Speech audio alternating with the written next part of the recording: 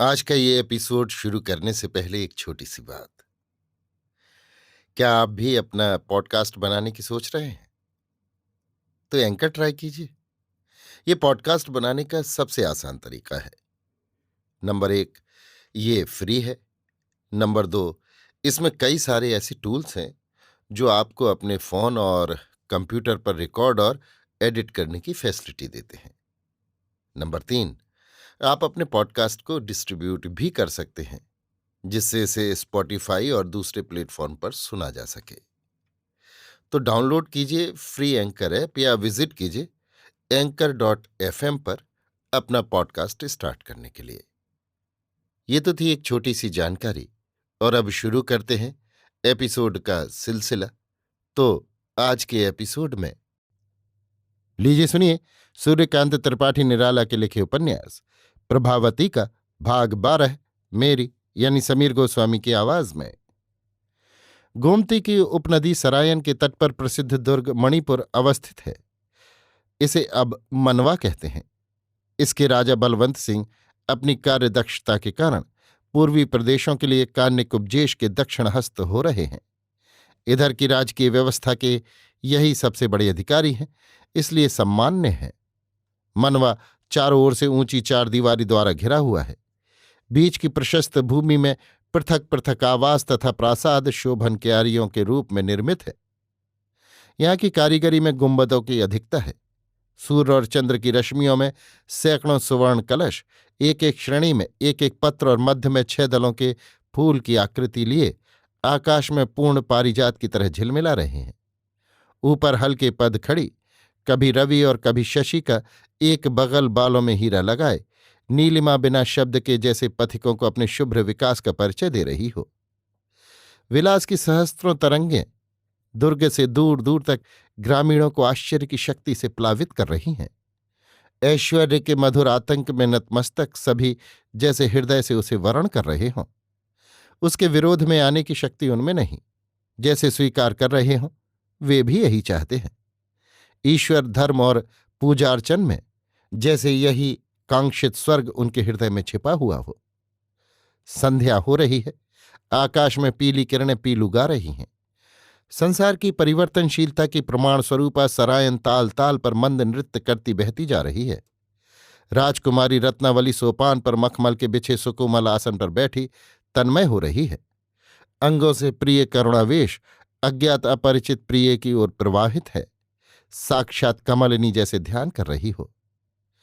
राजकुमारी की वही उम्र है जब प्रिय की तलाश में दृष्टि एक दूसरा रूप, एक नया आलोक पाती है।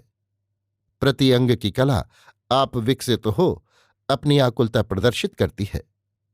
यौवन त्रिभुवन पर विजय प्राप्त करने को समुद्यत होता है। वाणी शब्द शब्द पर वीणा झंकार करती है। चमत्कार अपना पूर्व प्रसार पाता है। छल और कौशल चपल हो उठते हैं। लावण्य बंध कर रह जाता है। दासियां यत्र तत्र आज्ञा की प्रतीक्षा में खड़ी हैं।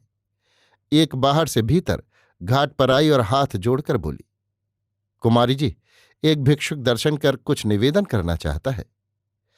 वैसे ही ध्यान नेत्रों से दासी को देखती हुई रत्नावली ने भिक्षुक को ले आने की आज्ञा दी। ये वही भिक्षुक है जिसे राजकुमार देव ने अपनी माला देकर प्रभाव वाली बदली थी। भीख मांगता हुआ यहां पहुंचा है। कई अच्छे घर रास्ते में मिले, पर डर कर माला वाली बात नहीं कही।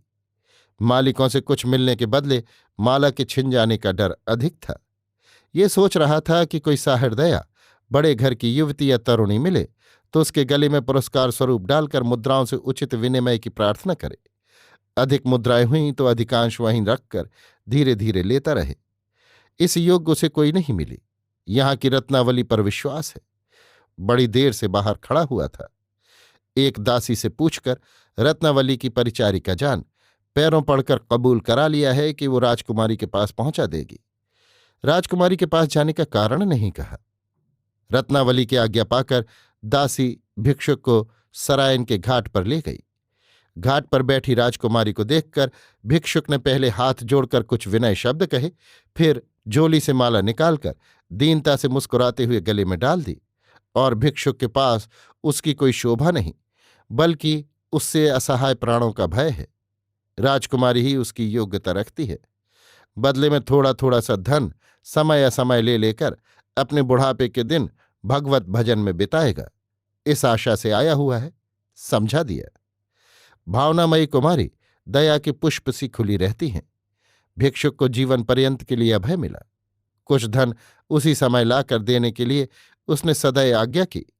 सफल मनोरथ हो, भिक्षुक मनोवाच्छाएं पूर्ण हो, आशीर्वाद देकर बाहर गया। संध्या होते होते बंदी कुमार देव को लिए हुए बलवंत की वाहिनी पहुंची।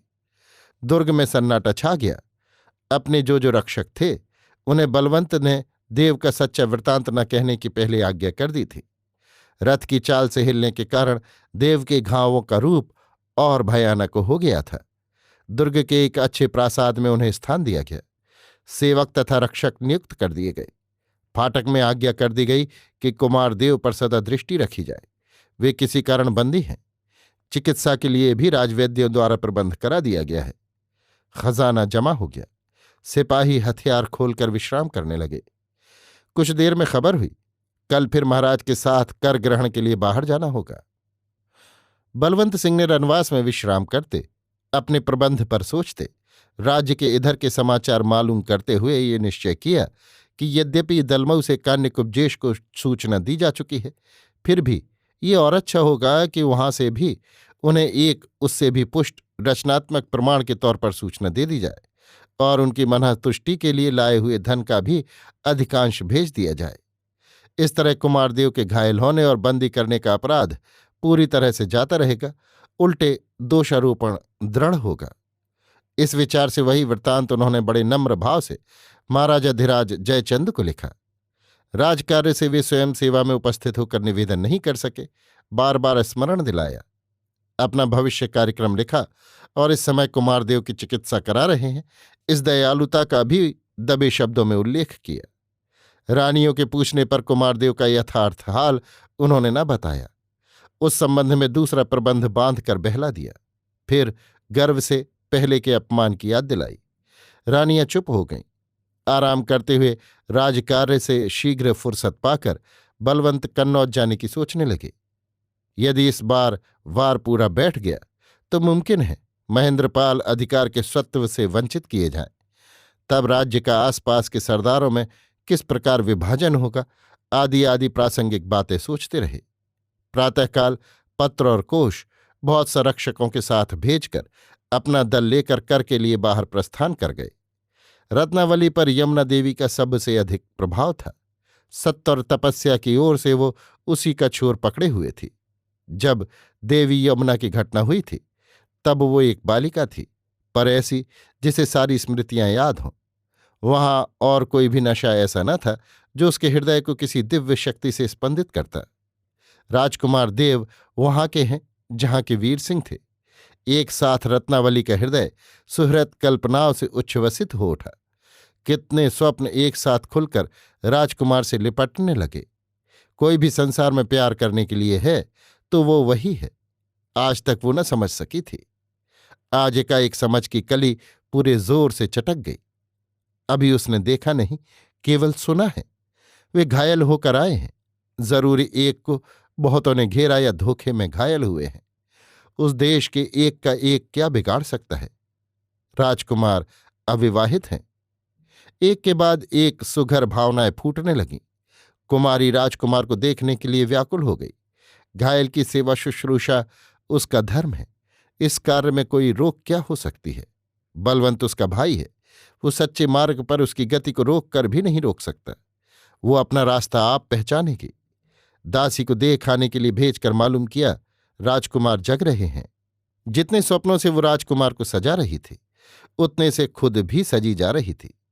2 सेविकाएं साथ लेकर राजकुमार के महल को चली। रात को वैद्यों ने घाव को साफ कर औषध लगा दिया था। कुमार यथेष्ट अशांति के बाद घोर निद्रा में सो रहे थे। जगे तब चिंता स्नायुओं का प्रवाह प्रभा की ओर स्वभावतः बहा।